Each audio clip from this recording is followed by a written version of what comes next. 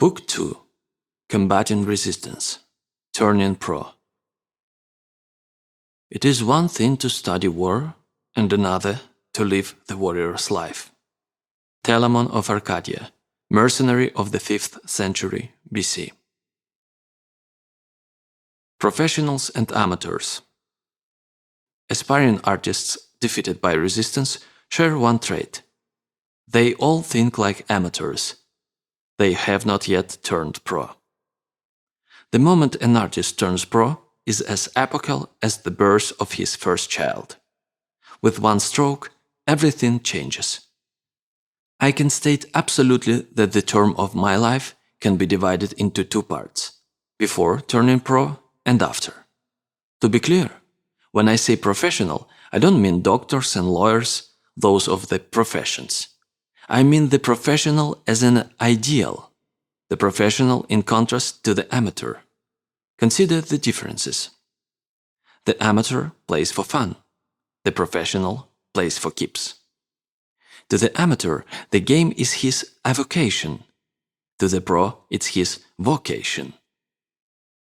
The amateur plays part-time, the professional full-time. The amateur is a weekend warrior. The professional is there 7 days a week. The word amateur comes from the Latin root meaning to love. The conventional interpretation is that the amateur pursues his calling out of love, while the pro does it for money. Not the way I see it. In my view, the amateur does not love the game enough.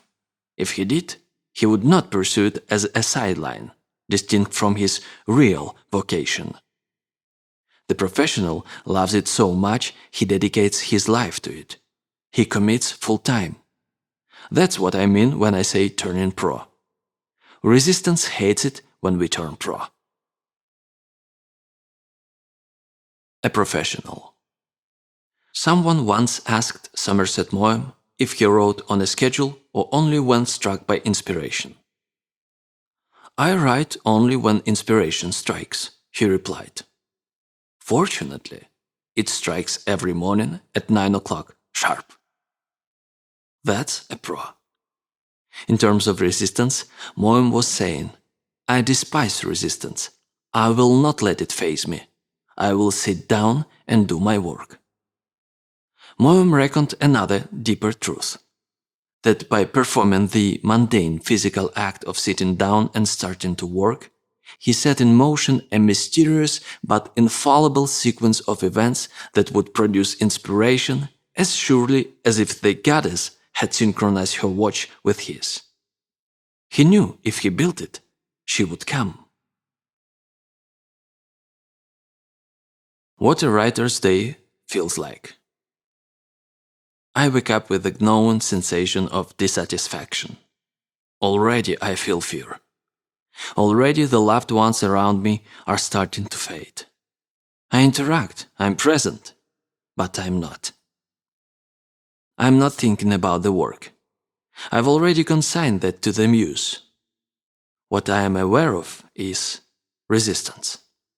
I feel it in my guts.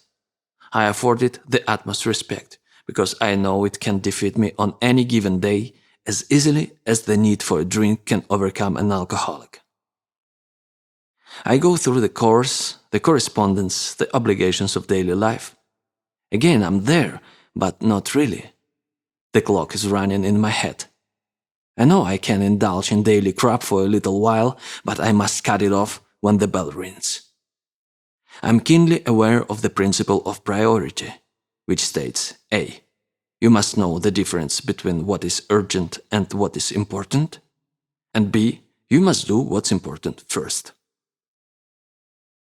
What's important is the work. That's the game I have to suit up for. That's the field on which I have to leave everything I've got. Do I really believe that my work is crucial to the planet's survival? Of course not. But it's as important to me as catching that mouse is to the hawk circling outside my window. He's hungry. He needs a kill. So do I.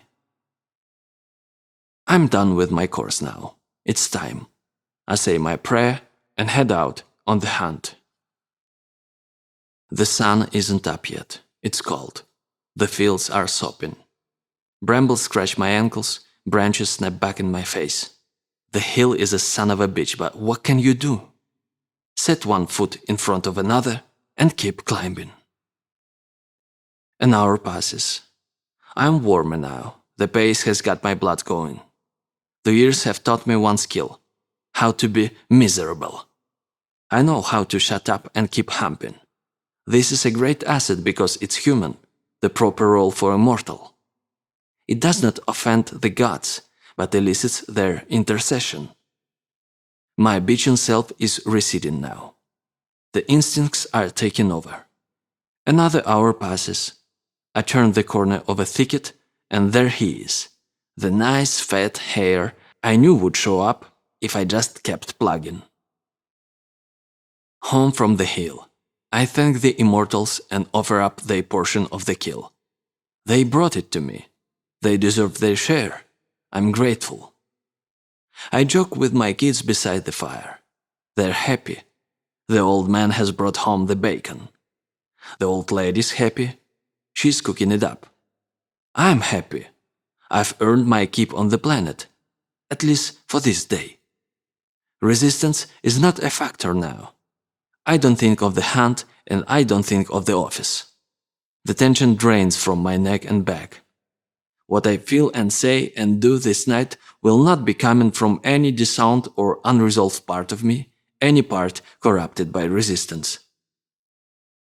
I go to sleep content, but my final thought is of resistance. I will wake up with it tomorrow. Already I am stealing myself.